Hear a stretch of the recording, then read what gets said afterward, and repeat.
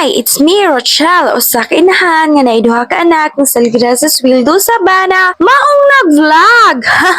Charot! For today's video, mga kamarikoy, kayo ginasad ko ninyo sa akong bagong mini-vlog live update karon. Kay wala makoy lain mahunaw-naan na mga-content mga kamarikoy, maong naghinuktok yug ko that time ana mga kamarikoy, kay kining video mga kamarikoy is ato paning Saturday mo karon pa yun ako na upload mga kamarikoy, kay gikapoy gyud ang inyong mama mga kamarikoy oy sa pag-alaga sa duha ka bata nga perting sipata purya-buyag lang bahalag sipat mga kamarikoy, basta dili lang sila magkasakit-sakit niya. Kay niingon man akong mama that time mga kamarikoy nga ako daw irikating ang kining siling labuyo na akong gitanom sa una mga kamarikoy, kay padung naman sad siya mulugnas mga kamarikoy, maong ako ning gipangpung ulan kay para sad mga linsing ug utro mga kamarikoy ba, kay almost 2 years na gyud ni akong tanom mga kamarikoy, kini na lang usa na buhi kay namatay mga katong usa na akong gitanom, kay gipangkakhaman sa manok ang iyang punuan mautong namatay, mao kini na lang sad usa nakasurvive niya. Ako din ipakita mga kamarikoy akong backyard garden, wala na jud ni ako naatiman mga kamarikoy, sukad na katong nanganak nako, wala na gyud gunaguna ang among luyo mga kamarikoy, grabe na gyung libuna niya. Pagbahuman ako pagpamungol sa katong siling labuyo mga kamarikoy, niingon man akong sister Akas na manoray daw may sa balay sa akong iyaan, kay wala na sa bugko kasuroy mga kamarikoy, sukad na nga nanganak ko ba, kay sige man pug ulan diri sa amuan niya. Sakto sad kay mga kamarikoy, kay nindot man kayong panahon ani nga time, maong nisugot na lang sad ko, kay gimingaw na sad ko ngadto sa balay sa akong iyan mga kamarikoy, bisag duora kay may mga kamarikoy, dugay-dugay na jud ko wala ka nakangari sa ilaha, kay katong buntis pa ko mga kamarikoy, ang akong ulitaw na gamay mga kamarikoy, permente man magpasuroy nga ria kada hapon, mao nang gimingaw na jud kog suroy mga kamarikoy, kay sukad na nga nako mga kamarikoy, almost 5 months karon pa jud ko nakabalik mga kamarikoy og suroy nga ri sa ilaha nya. Kay nakakita man ko sa marpal sa akong iyaan mga kamarikoy, grabe yung kabaga sa iyang mga dahon mga kamarikoy nya, nagbuwak sad siya mga kamarikoy, baka mo mga kamarikoy nakasuway na mo kaon aning marpal mga kamarikoy, kay ingon man akong uyaan mga kamarikoy, islami daw kuno ni kaunon, kay naibog magugdanaw sa kay mito og sa kakao nagitanom sa akong iyaan mga kamarikoy na namunga na mo, ako na sa gipabidyuhan sa akong manghod nya, ako sa ni gipabidyuhan ang kining kapaya sa mga kamarikoy na grabe kadagko nya. Kining akong kuya mga kamarikoy, grabe wala nang hadlok sa kahang sa sili, iyag yung gipugnit ang bunga nya. Pag-abot na mo sa balay sa kong iyaan mga kamarikoy is wala man sila, kay tuwa daw kuno sa garden, kay nagkuha daw kuno og ibaligya inig ka Domingo ba mga kamarikoy, kay kini akong iyaan mga kamarikoy, kay nang laray man ni mga kamarikoy kanang mga gulay og bisag unsang mga lagot mon mga kamarikoy mo ibaligya sa city ba, mo nangilig kay ni sila manano mga kamarikoy, kay mura man nilang pangwartahan mga kamarikoy ang pamaligya ba sa city og mga gulay og iba't ibang lagot mon mga kamarikoy nya. Napon islehag nagiatiman mga kamarikoy, mao ni ang view sa ilang garden mga kamarikoy, ninjut jud kay dire mga kamarikoy, kay refreshing kayo, kay puros mga green imong makitan ba, makarelax gyud ang imong utok mga kamarikoy basta mo ngari ka nya. Pag humana mo apas ngadto mga kamarikoy is ni uli dayon mi, kay wala pa man sila ni uli akong tiya og tiyo mga kamarikoy, kay napa man sila gibuhat. And that's it for today's video mga kamarikoy. See you in my next vlog. Thank you for watching. Bye bye.